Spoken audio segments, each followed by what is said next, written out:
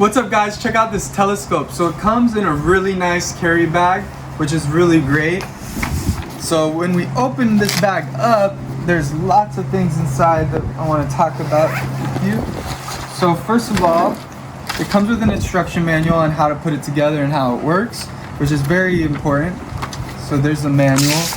It also comes with our annex disc, which we're going to need 2 different eyepiece groups, so 10 millimeters and 25 millimeters, which will help us see stuff further away. We have our big eye, so this bag straps everything down, which is even nicer, so it stays in place. And then we also have the tripod that it goes on right here. And then we have our star finder, which is going to be important for identifying things. And then we also have our eyepiece, which is going to connect to this so that we can actually look at stuff. So we're going to go ahead and put this together and then show you guys it at night, and hopefully we could actually find something to show you on the video.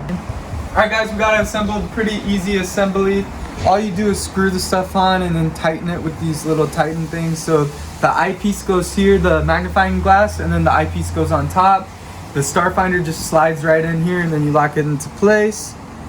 And then this annex disc goes here, and it's really easy. So go ahead, check it out.